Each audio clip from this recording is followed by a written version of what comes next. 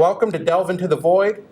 The topic this time should come as no surprise: Captain America: Civil War. Now, we've been waiting for this movie for quite a while. We watched it, and we were pretty much blown away. I'm going to start off with Mr. Iron Man over here. Why don't you tell me a little bit about, first, are you Team Iron Man or are you Team Captain America? Well, I don't know if the mask or the shirt or what was standing around me didn't give it away, or the fact that on previous episodes, that I've clearly said that I'm on Team Iron Man, or wore the Iron Man shirts all the time, but definitely I'm with the billionaire, playboy, philanthropist, genius, the man himself, the man in red, Iron Man. I had to make sure. Josh, how are you doing today? Good. You? Good.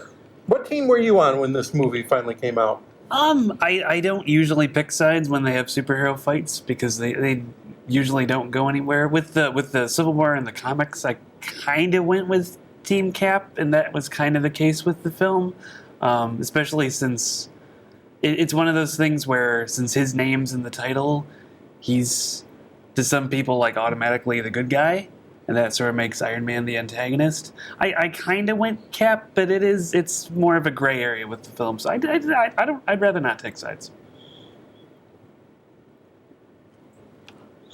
Nice, calm answer. But so, what did you think of the movie?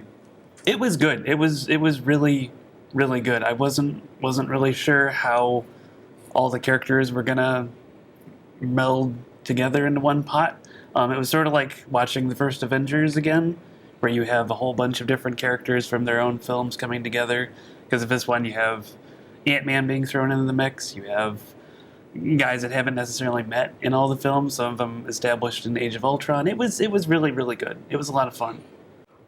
Man, ever since, if you go back to the previous episodes, ever since Ant-Man, I've been looking forward to Civil War, and it's just, now that the day finally came, it was bigger and better than I thought it would be.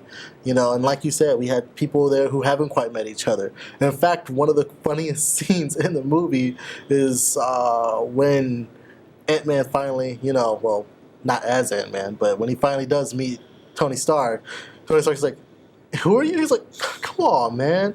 That scene was literally taken from Guardians of the Galaxy to me. And I'm like, it was the same thing. It's like, who are you? Like, I'm Star-Lord.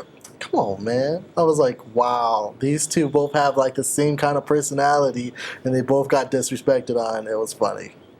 Tell me a little bit about this movie. Why are all these heroes that are supposed to be getting along, why are they fighting? Well, basically this movie is the culmination of everything in the Marvel Cinematic Universe, along with the fact that it's loosely based off of the Civil War comics.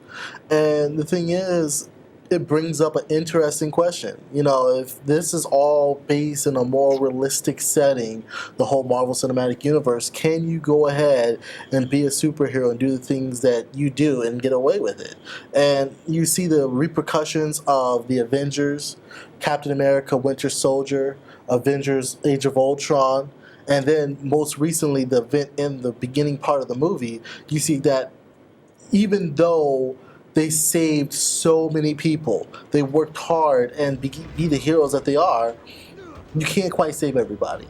And collateral damage, there's buildings that got destroyed, sadly some people died, and this movie just set a real more deep emotional tone and a more realistic tone for the entire universe, and shows that, yes, you could say you could stop an explosion that would have killed 20 people, but if that one person do die, just because you saved 19, one person died, the government and everyone, the crowd, is going to harp on that.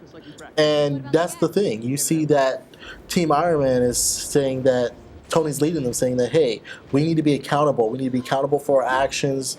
We need to be put in check. While Captain America, on the other hand, is still saying that, well, we don't really need to be with the government. We don't need to be, oversight.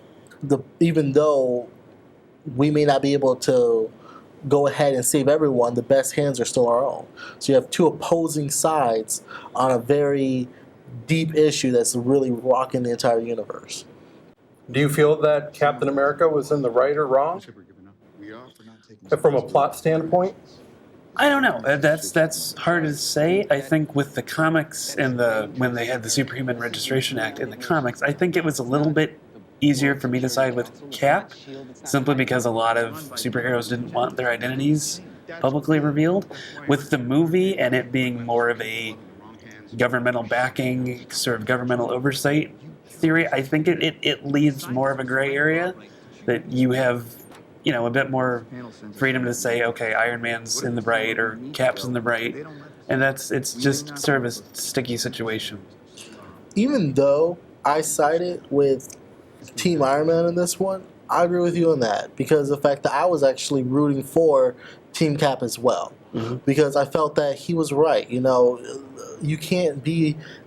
These are people, enhanced people who is taking upon themselves. They don't have to do this. Cap can retire anytime and just sit at home and watch TV all day, but he's out there saving lives. And we see the events of these movies, of all this entire universe. If these people didn't step up, a lot worse was going to happen. The entire world would have been taken over multiple times, destroyed even. So you see all these things happening, and you see them giving their best effort. But sadly, there's that saying, no good deed goes unpunished. So here they are giving it their best, but to some, their best wasn't good enough, even though they went above and beyond what was needed. And as such, I felt that they both was in the right. You want to be oversighted, make sure that you have the public loving you, but yet you also want to be free to do what you want. Like you said, what happens if there's an event that comes up and the United Nations feel that the Avengers aren't needed when really they was needed, and the next thing you know, the situation sprawled out of hand when really the Avengers could have handled it. There really was no right or wrong answer, in my opinion, where you stood, because both sides had some valid points to it. This movie kind of took like the superheroes are worldwide, and we had a debut of, I thought was the strongest character in the movie, Black Panther. Now, Josh, I know that you were very excited for this character, Black Panther. When you give a little background about Black Panther in the Marvel Cinematic Universe. Well, the only real mention we'd had, and it was sort of an indirect mention, was they have discussed that Cap's shield is made out of vibranium. In the comics, vibranium is mined from the fictional African country of Wakanda, which in the comics Black Panther is the king of. In the movies, he becomes the king of. Sorry, spoiler alert. And he's the Black Panther mantle is passed down through the generations. So presumably his dad was Black Panther at one point, and he ends up becoming Black Panther. They also kind of hinted even more of it in Age of Ultron. Remember when all that vibranium was stolen? Yep. Well, the guy who ended up getting his arm ripped off, he is actually one of Black Panther. Yep. Yeah, he's one of Black Panther's. I forgot about that. Yep. So they heavily start talking about him then. So like they talked about in the movie, it was like, well, after these actions, they had to reassess how their nation was viewed. So you see that again, this movie was just like, it's just so many events happening in the Marvel Universe, and then boom, there it was. This really reminded me of Empire Strikes Back in tone. There was just a scene of they're down, but they're not out, and you know that they will be back. Speaking of being back, we got to see a lot more of the Vision and Scarlet Witch and their kind of relationship start to build. It was very unique to see the way the Vision was acting around the Scarlet Witch, which he is supposed to be devoid of any feeling. I think he was showing some here and there. I think you definitely see that they were hinting at a relationship in the future. It's going to be very interesting to see how the Vision and Scarlet Witch's relationship continues to grow in the Marvel Cinematic Universe.